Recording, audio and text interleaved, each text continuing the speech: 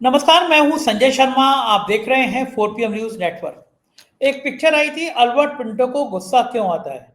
बहुत अच्छी पिक्चर थी। आप लोगों में बहुत सारे लोगों ने देखी होगी, लेकिन अब नया संस्करण जो पिक्चर का आया है, उसका नाम है अमित शाह को गुस्सा क्यों आता है। एक पत्रकार ने पूछ लिया कि भाई 75 साल के हो जो लोग हो जाएंगे, क्या वो मार्गदर्शक मंडल में चले जाएंगे। पर अमित शाह भड़क गए।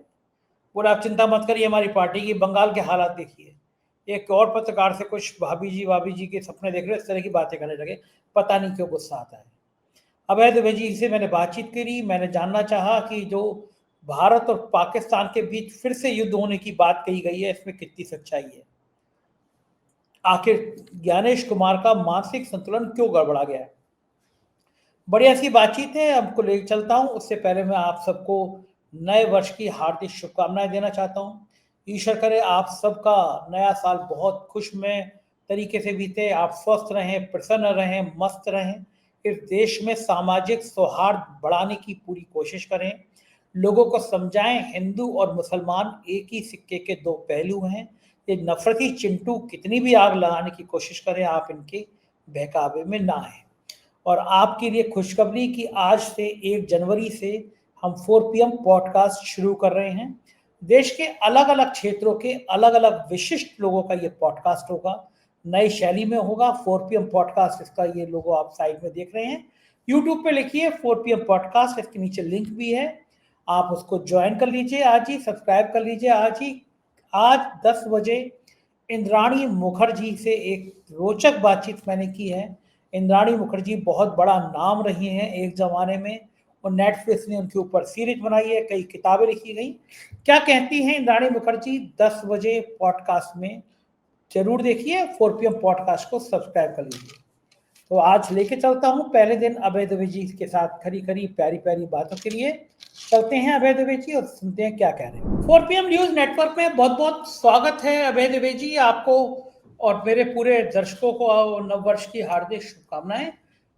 अल्बर्ट पिंटो को गुस्सा क्यों आता है, पिक्चर आई थी। अभय जी, आपको तो पिक्चरों का बड़ा शौक है, तो आपने देखी भी होगी पिक्चर। लेकिन मैं समझ नहीं पाया कि अमित शाह जी को इतना गुस्सा क्यों आता है।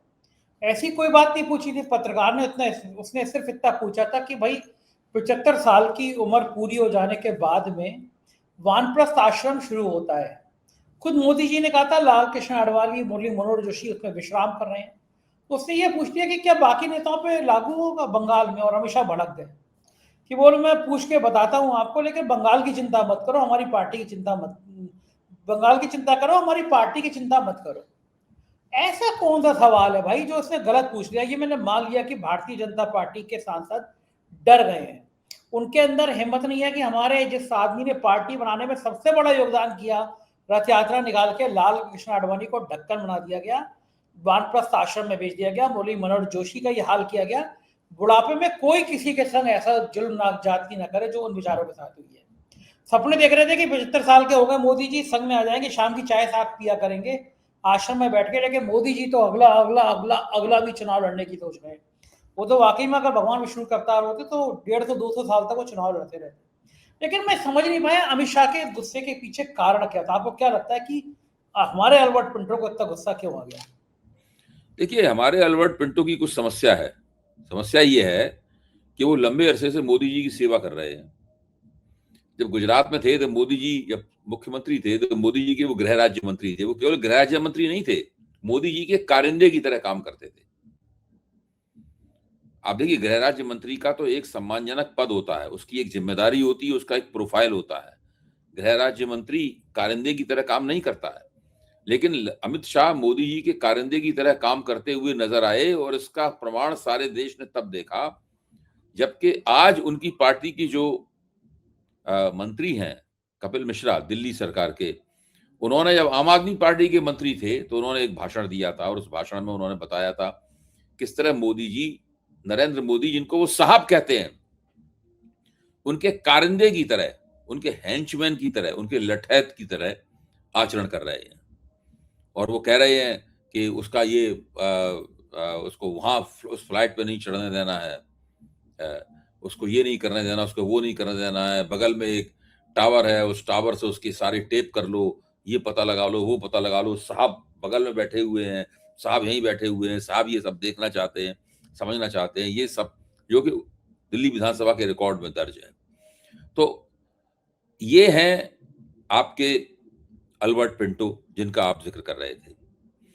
दिक्कत की बात यह है कि इतनी सेवा करने के बावजूद, उसके बाद पिछले 11 साल से दिल्ली में सेवा कर रहे हैं, इतनी सेवा करने के बावजूद उनका नाम अगले प्रधानमंत्री के तौर पर क्लियर नहीं हो पा रहा है।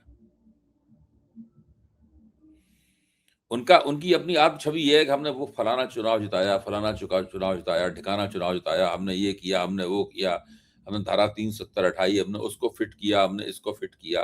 गुजरात में कम से कम उन्होंने 10 साल किया और 11 साल से दिल्ली में कर रहे हैं। 21 साल से वो मोदी जी की सेवा कर रहे हैं। सार्वजनिक जगहों पर जब वो मिलते हैं, मैंने खुद उनका चित्र देखा है, मोदी जी का हाथ पकड़ के किस करते, हाथ पकड़ के चूमते हैं मोदी जी का, वो चित्र मैंने खुद देखा है। देश के लाखों करोड़ों लोगों ने वो चित्र देखा होगा। तो इसके बावजूद भी, इतना सब करने के बावजूद भी, एक आदमी सोचता है वो गृह मंत्रालय उसके हाथ में है, वो देश में जो चाहे वो करवा सकता है। पूरी दुनिया की सबसे बड़ी पार्टी इसको कहता है अपनी भारतीय जनता पार्टी, उसका वो एक डिजूरी अध्यक्ष है, डिफेक्टो भले ही ना हो, अध्यक्ष कोई भी हो, उसकी कमान उन्हीं के हाथ में रहती है। ऐसा व्यक्ति भी इस परिस्थिति में अपने आप को अक्षम पा रहा है कि वो अपने आप को ये तसल्ली नहीं दे सकता कि वो उस व्यक्ति का उत्तराधिकारी है जिसकी वो अभी तक सेवा कर रहा है। और ऐसी भी बात नहीं है कि वो जिसकी सेवा कर रहा है वो व्यक्ति नहीं चाहता कि हमारा उत्तराधिकारी बने। मोटी तरह व्यक्ति भी चाहता है उत्तराधिकारी, लेकिन परिस्थिति इस तरह की है कि वो बन ही नहीं पा रहा है अध्यक्ष। तो वो चिढ़ा रहता है, नाराज रहता है, बात बात पे ताव खाता है। अभी एक प्रेस कॉन्फ्रेंस में एक पत्रकार ने कुछ पूछ लिया, तो उसको कहने लगा कि अच्छा, जब हम बात कर रहे तब क्या अपनी भाभी जी के बारे में सोच रहे थे आप? ये जवाब दिया इन्होंने, आपने सुना होगा उनका जवाब। तो ये उनकी दिमागी हालत है, और इस दिमागी हालत में वो ऊल जलूल इस तरह की बातें तो करेंगे। ये वही अमित शाह हैं जो संसद में साला शब्द अभी बोला था इन्होंने। तो काफी उनके लिए खिसियाने का वक्त है। अच्छा, ये कहीं नाराजगी इस बात की भी है कि कहीं योगी आदित्यनाथ की जो राजनीतिक चालें हैं वो अमित शाह को परेशान कर रही है। जिस तरह योगी आदित्यनाथ क्षत्रिय समुदाय को आगे बढ़ा रहे हैं, बीजेपी को समझ में आ रहा है, गुजरात कॉबी को समझ में आ रहा है, अगर इसी तरह योगी आदित्यनाथ खेल खेलते रहे तो पिछड़े और दलितों का टाटा बाय बाय हो जाएगा पार्टी से। तो क्या यही डर है, यही गुस्सा है अमित शाह को जो भड़का रहा है कि अगर उत्तर प्रदेश में सफाया हो गया तो योगी आदित्यनाथ के भी पास तो लंबा अभी समय है, उम्र कम है उनकी, एक चुनाव हारेंगे भी तो अगली बार वो दिल्ली में पीएम का चेहरा हो जाएंगे, ऐसा उनके समर्थक कह रहे हैं। क्या अमित शाह को गुस्सा आने की वजह ये भी है कि काम दांव चल नहीं पा रहे? आपके सवाल के दो हिस्से हैं। पहला हिस्सा ये है कि अगर उत्तर प्रदेश में चुनाव हार गई भारतीय जनता पार्टी, तो मैं मानता हूं योगी आदित्यनाथ की जो राजनीति है और प्रधानमंत्री पद की दावेदारी और मुख्यमंत्री पद की दावेदारी है, ये सब खत्म हो जाएगी। कितनी भी उनकी कम उम्र हो, वापसी की कोई संभावना नहीं है। राजनीति में इस तरह की वापसियां नहीं होती हैं। योगी आदित्यनाथ मुलायम सिंह यादव नहीं है, योगी आदित्यनाथ लालू यादव नहीं है, योगी आदित्यनाथ सिद्धरमैया नहीं है, ये नहीं है योगी आदित्यनाथ। योगी आदित्यनाथ इंदिरा गांधी नहीं है जो वापसी कर पाए, इनकी वापसी नहीं होगी। ये तो इनकी तो टिप्पस लग गई योगी आदित्यनाथ की, उत्तर प्रदेश के मुख्यमंत्री बन गए परिस्थितियों वश। तो चुनाव का अभियान चल रहा था तो मुख्यमंत्री पद के दावेदार नहीं माने जाते थे। तो अब जो मुख्यमंत्री बन गए, अब दोबारा इनको मौका नहीं मिलने वाला, ये तो बिल्कुल स्पष्ट है। और उत्तर प्रदेश का चुनाव अगर हार गई भारतीय जनता पार्टी, तो ना नरेंद्र मोदी को अगला मौका मिलेगा और ना ही अमित शाह को अगला मौका मिलेगा, क्योंकि 2029 फिर ये नहीं जीत पाएंगे। तो मैं ये मानता हूं कि उत्तर प्रदेश का चुनाव जीतना ही जीतना है इन्हें, लेकिन साथ में इस तरह जीतना है ताकि योगी आदित्यनाथ मुख्यमंत्री न बन पाए। इन्हें तनी हुई रस्सी पर चलना है, जरा भी डगमगाए नीचे गिरे और हाथ पैर टूटे, इनवैलिड हुए 6 महीने के लिए, ये हो जाएगा। क्योंकि पूरा दांव ये है, इसीलिए उत्तर प्रदेश में एसआईआर की तिथि आगे बार बार बढ़ाई जा रही है। बढ़ाते बढ़ाते अब 6 जनवरी को एसआईआर की फाइनल रिपोर्ट आएगी। और उत्तर प्रदेश में जो एसआईआर के नाम पे घपला हो रहा है, अलग से कभी आप कार्यक्रम करें तो मैं आपको उसका सारा हाल बताऊंगा, क्या घपला हो रहा है उत्तर प्रदेश में एसआईआर के बारे में। और एक तरफ इंटेंसिव स्पेशल रिवीजन हो रहा है जो केंद्रीय चुनाव आयोग करा रहा है, दूसरी तरफ उत्तर प्रदेश का जो चुनाव आयोग है वो अलग से एक रिवीजन करवा रहा है जो कि पंचायत चुनाव के लिए है, यानी ग्रामीण चुनाव के लिए है। उसने अपनी पूरी रिपोर्ट जारी कर दी है और उस रिपोर्ट में और जो सीईसी यानी सेंट्रल इलेक्शन कमीशन द्वारा बनाई जा रही मतदाता सूची है, उसके बीच में 4 करोड़ वोटों का फासला है। 4 करोड़ वोट ज्यादा होने चाहिए जो सीईसी द्वारा दी गई रिपोर्ट, क्योंकि वो तो पूरे उत्तर प्रदेश की रिपोर्ट है, लेकिन जो उत्तर प्रदेश के चुनाव आयोग ने रिपोर्ट जारी की है वो केवल ग्रामीण उत्तर प्रदेश की रिपोर्ट है। उसके वोट 4 करोड़ ज्यादा हैं इससे, जो पूरे उत्तर प्रदेश की रिपोर्ट है उससे, आंकड़े से आप इससे अंदाजा लगाइए। तो उत्तर प्रदेश में क्या हो रहा है उसको अभी डिकोड करना थोड़ा मुश्किल है। उत्तर प्रदेश में जो हो रहा है उसकी असली तस्वीर जल्दी ही निकलकर सामने आएगी। ठीक बात है, बिल्कुल सही बात है, आना भी चाहिए। एक गाना था, रास्ते का पत्थर दुनिया ने मुझे बना दिया, जो निकला वो ठोकर लगा के चला गया। इस तरह की लाइनें थी कुछ कुछ उसकी। तो भारत का भी हाल ये हो गया, गरीब की जोरू सबकी भौजाई। अब तक ट्रम्प कहते थे भारत और पाकिस्तान का युद्ध मैंने रुकवाया, मैंने रुकवाया, मैंने रुकवाया। अब चीन भी कूद पड़ा। चीन कह रहा है कि भारत और पाकिस्तान का युद्ध मैंने रुकवाया। कांग्रेस कह रही है प्राइम मिनिस्टर को, भैया तय करो, ट्रम्प को कहोगे तो भैया चचा तुमने नहीं रुकवाया, हमने रोका। कांग्रेस कह रही है कि बताओ चीन को कि तुमने नहीं रुकवाया, हमने रोका। प्रधानमंत्री जी मौन है, भारतीय जनता पार्टी सन्नाटे में है। ये क्या कहें कि अमेरिका और चीन केवल लंबी लंबी बातें कर रहे हैं या वाकई में कुछ रोल है अमेरिका और चीन का भारत और पाकिस्तान के जो कथित युद्ध है, युद्ध तो डिक्लेयर नहीं हुआ, झड़पें जो है उन झड़पों को रुकवाने का। देखिए, ऑपरेशन सिंदूर तो भारतीय जनता पार्टी की हलक में अटका हुआ। ऑपरेशन सिंदूर न उगलते बन रहा है ना निगलते बन रहा है, क्योंकि ऑपरेशन सिंदूर में भारत की जीत हुई या मैं ये तो नहीं कहूंगा कि भारत की हार हुई या भारत की जीत नहीं हुई, ये मैं कहूंगा। ये अपने आप में एक सवाल है और इस सवाल का अंतिम जवाब अभी तक नहीं मिला है। मिलने वालों को मिल भी चुका है, लेकिन सरकार लगातार ये दिखा रही है कि नहीं उसकी जीत हुई, और बार बार इस तरह के प्रमाण आते रहते हैं कि नहीं उसकी जीत नहीं हुई। कभी डोनाल्ड ट्रंप कहते हैं, अब चीन के विदेश मंत्री ने कह दिया, और भारत का विदेश मंत्रालय वही रटी रटाई बात कहता है कि नहीं इसमें तीसरे पक्ष की कोई गुंजाइश नहीं है। तो भाई आप तो जो एक रटा रटाया बयान है वो आप देते हैं, यानी अपनी आप जो जो जो आपकी एक पोजीशन है, आपकी जो विदेश नीति का एक आधार है कि भारत और पाकिस्तान एक बायलैटरल मामला है, द्विपक्षीय मामला है, इसमें तीसरे पक्ष के हस्तक्षेप की कोई गुंजाइश नहीं, आप केवल उसको दोहरा देते हैं, जबकि तीसरा पक्ष बार बार हस्तक्षेप कर रहा है। अभी तक केवल अमेरिका हस्तक्षेप करता हुआ नजर आ रहा था, अब चीन भी पूरी दावेदारी के साथ निकल कर आया है कि उसने हस्तक्षेप किया, और साथ में पाकिस्तान ने अभी पिछले दिनों बयान देकर कहा कि सऊदी अरब ने हस्तक्षेप किया। मेरा तीन देशों ने की तरफ से यह स्पष्ट दावा किया जा चुका है कि वो भारत पाकिस्तान के बीच में युद्ध विराम कराने के लिए हस्तक्षेप कर चुके हैं। भारत के पास एक ही जवाब है कि भारत और पाकिस्तान के मामले में किसी तीसरे पक्ष के हस्तक्षेप की गुंजाइश नहीं है, और इस मामले में मोदी जी बोलने से काफी परहेज करते हैं। लोकसभा में एक बार बोलने के अलावा वो कभी नहीं बोलते, चुप रहते हैं आप।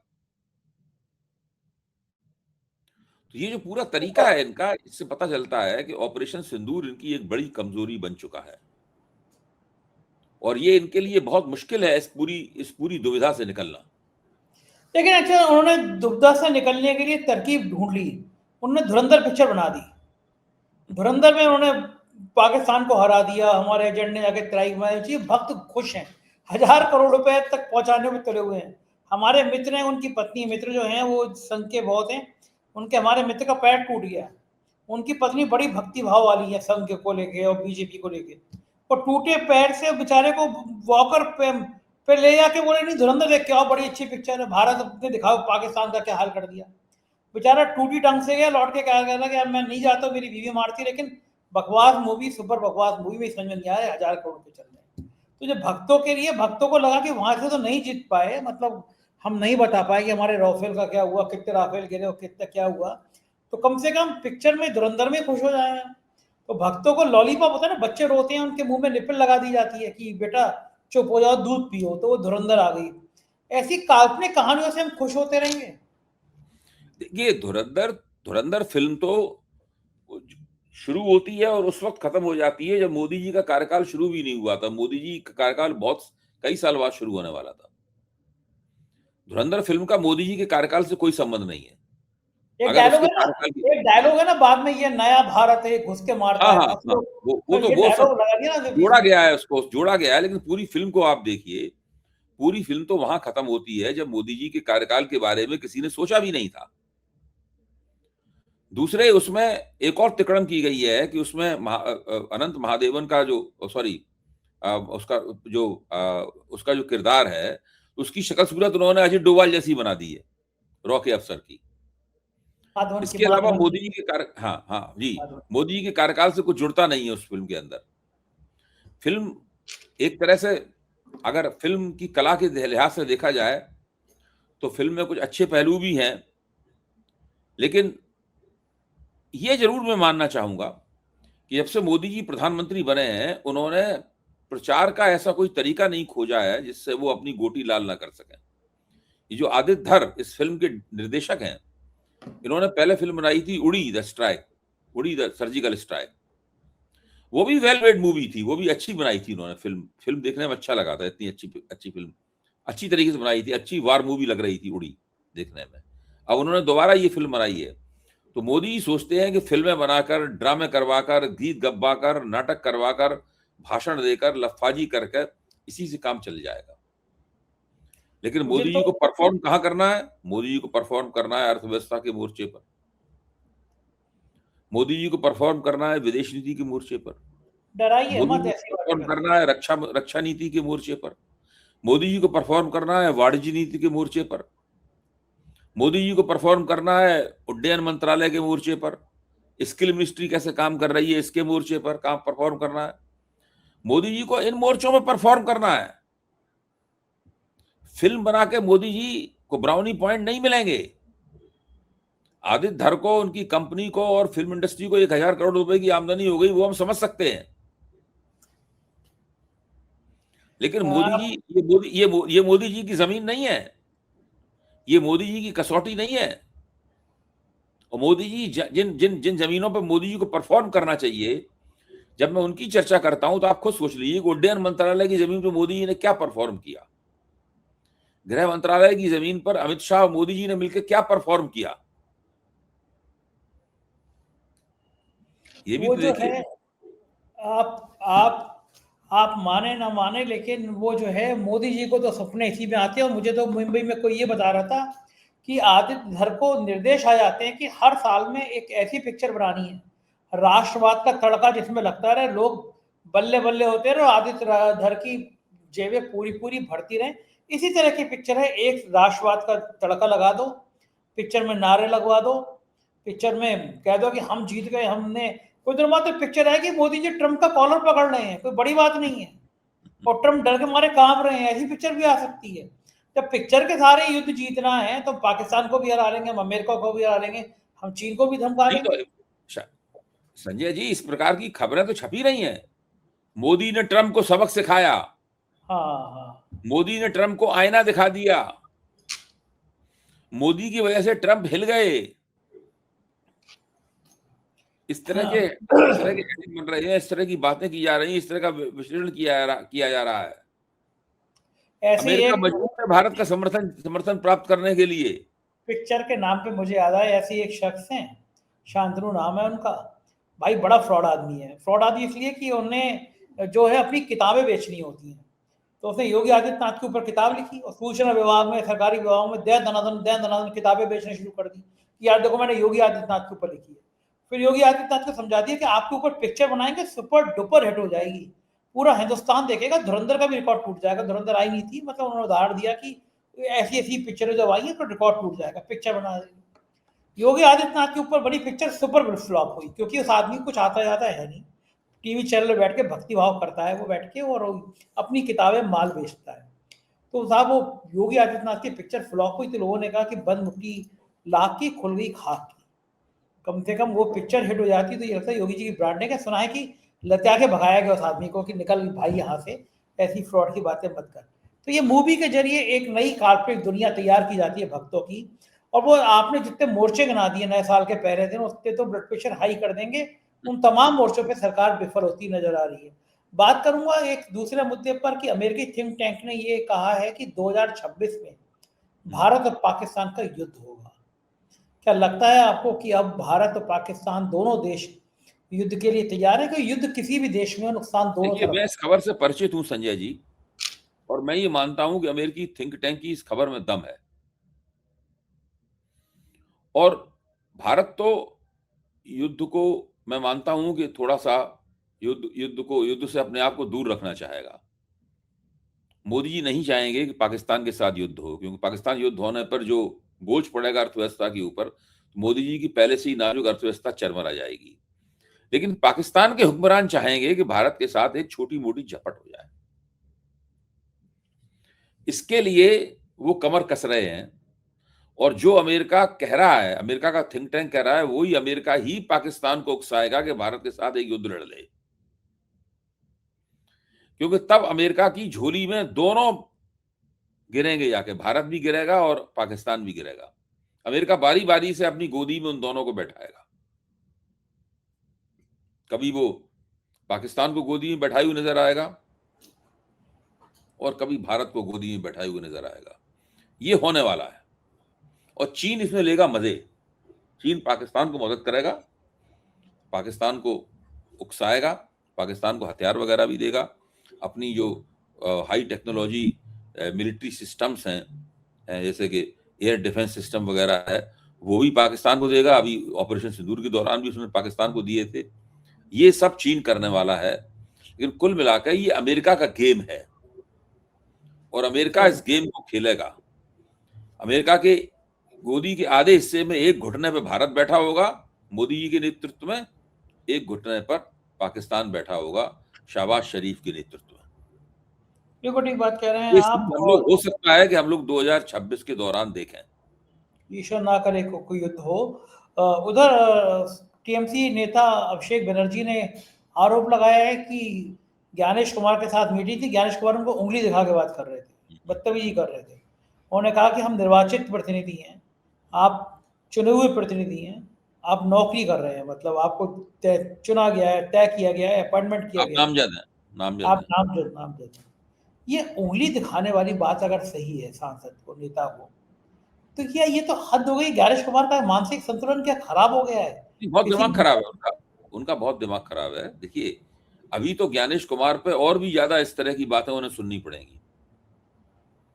वो विपक्ष से मिलते नहीं है, पता नहीं क्यों उन्होंने अभिषेक बनर्जी को बुला लिया मिलने के लिए। उनकी नीति तो है विपक्ष से दूर रहो, विपक्ष के किसी आरोप को जवाब मत दो, अपने चुनाव आयोग में बैठे रहो, जो सरकार जो कहती है वो एजेंडे को पूरा करते रहो।